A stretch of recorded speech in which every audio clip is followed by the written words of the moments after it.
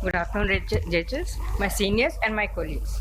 My topic for today is the effect of assisted reproductive technology on IOP and CCT in women undergoing IVF.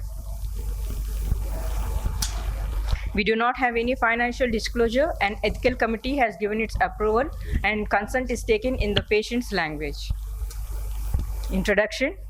Eye is the target organ for sex hormones, which is demonstrated by the innumerable number of sex steroid receptor mRNAs seen in various ocular structures. Pregnancy, which is a physiological high hormone state, affects the ocular morphology and visual functions through these receptors. Normally, in pregnancy, IOP decreases because of the increase in aqueous outflow under the influence of these hormones.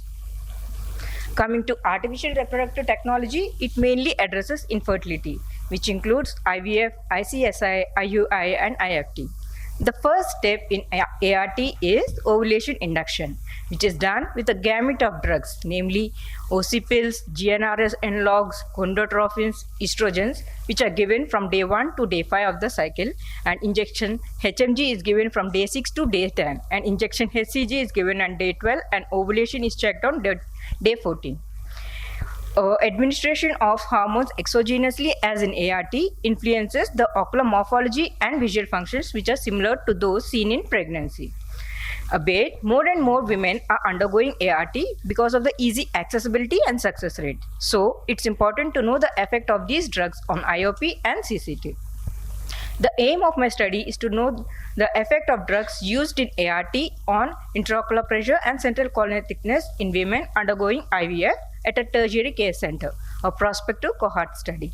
The objective is to compare the effect of these hormones on intraocular pressure and central corneal thickness in women undergoing IVF at the time of registration at ART center and after the completion of the cycle. Our study is a prospective cohort study conducted at a tertiary care center. 57 women were included in the study, and baseline ophthalmic examination was conducted for all the women. And IOP is checked with NCT and CCT is checked with OCT. Patients with prior ocular diseases and prior ocular surgeries were excluded from the study. Data was analyzed with statistical softwares, and a p-value of less than 0.5 is taken as significant. This table represents the general characteristics of the patients included in the study. The mean age was 27 plus or minus 3 years, and the duration of infertility was 5 plus or minus 2 years, and primary infertility was seen in 42 women and secondary infertility in 15 women. This table represents the IOP values before and after ART. Before ART, it was 16.2 and 15.6 in right and left eye respectively, and after ART, it was 14.2 and 13.5, and this IOP is the corrected IOP. This is the graphical representation of a decremental pattern of IOP after ART. This table shows the values of CCT before ART and after ART. Before ART, it was 521 and 519 in right and left eye, and after ART, it was 537 and 432, showing an incremental pattern. This is the graphical representation of the effect of ART on CCT, showing an incremental pattern. Coming to discussion, just as pregnancy causes physiological alterations in hormone levels, ART also induces similar changes that are comparable. According to Hoven and Joyens, a difference in mean IOP was seen in pregnant and non-pregnant women, which was statistically significant. They stated that IOP decreases in pregnancy due to the effect of hormones, and this is in accordance with my study.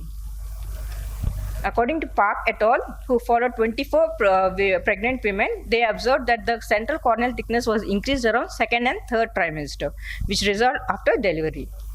Benge et al., Guthrie et al., and Sony et al. Also stated that corneal thickness is more around ovulation because of estrogen peak. ART drugs, which induce ovulation, also had the similar effect, and this is in accordance with my study. Finally, to summarize, CCT was significantly higher and IOP was lower in women after ART. So IOP and CCT should be measured as an integral part of ocular examination in women undergoing ART, and ophthalmologists must be aware of these changes. How could you say this second conclusion? Can you show us the conclusions again? The graph, sir. Conclusions. Conclusion. Last slide. Right. Second conclusion. IOP and IOP. CCT should be measured as an integral part. What Yes. is the indication? Why should they be measured? Sir, Because because- these are young patients, they don't have any risk of glaucoma. Yes, sir. Because we took only the normal patients, sir, in order to see the changes of effect of ART on the CCT, sir.